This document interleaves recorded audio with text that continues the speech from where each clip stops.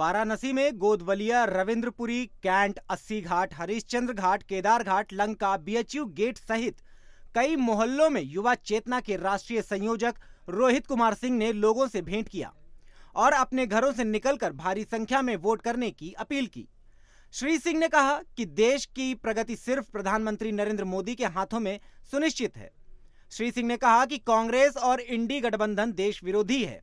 वहीं चिंतामणि गणेश जी के मंदिर परिसर में देश के प्रगति और पुनः नरेंद्र मोदी के नेतृत्व में सरकार बने, इसके लिए युवा चेतना के राष्ट्रीय संयोजक रोहित कुमार सिंह के द्वारा गणपति लक्षार्चन का आयोजन हुआ। युवा चेतना के राष्ट्रीय संयोजक रोहित कुमार सिंह ने बताया कि पूरे विधि विधान से भगवान गणेश से देश की प्रगति और पुनः नरेंद्र मोदी के नेतृत्व में भारत सरकार के गठन हेतु पूजन किया गया। युवा चेतना के राष्ट्रीय संयोजक रोहित कुमार सिंह ने कहा कि देश प्रगति के पथ पर अग्रसर है। इसका पूरा श्रेय वाराणसी से सांसद और देश के प्रधानमंत्री नरेंद्र मोदी को जाता है। श्री सिंह ने कहा कि आज चीन, अमेरिका के राष्ट्रपति भारत के प्रधानमंत्री से महत्वपूर्ण विषयों पर परामर्श ले रहे हैं। श्री सिंह ने कहा कि कोरोना काल में जहां कई देशों की आर्थिक स्थिति चरमरा गई, वहीं हमारा देश दूसरे देशों की मदद करता रहा। श्री सिंह ने कहा कि आज हमारे देश की आर्थिक स्थिति सशक्त हुई है। श्री सिंह ने कहा कि परिवारवादी शक्तियों के प्रतीक चिन्ह कुछ युवराज दिन में मुंगेरी लाल के हसीन सपने देख रहे हैं। श्री सिंह ने कहा कि हम देश के आम नौजवान हैं, हमारा किसी राजनीतिक दल से कोई संबंध नहीं है, परंतु भारत माता की प्रगति हेतु हम प्रधानमंत्री नरेंद्र मोदी के समर्थक हैं।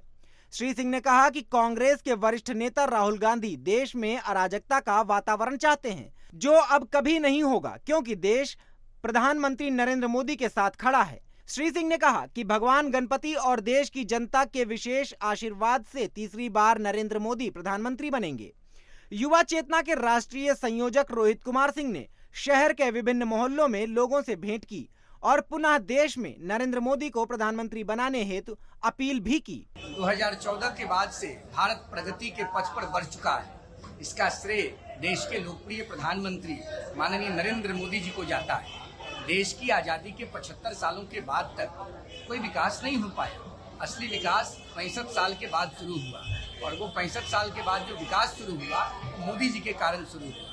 हम लोग लगातार भगवान से प्रार्थना कर रहे हैं। जनता के बीच में ये डिमांड है कि नरेंद्र मोदी पुनः तीसरी बार देश के प्रधानमंत्री बने। आज पूरी दुनिया भारत की ओर देख रही है। G20 का समिट हो या पाकिस्तान को जवाब देना हो, धारा 370 को हटाना हो या कश्मीर में अलगाववादी नेताओं को बिल्कुल देश से अलग कर देना हो, ये सारा क्रेडिट प्रधानमंत्री जी को जाता है।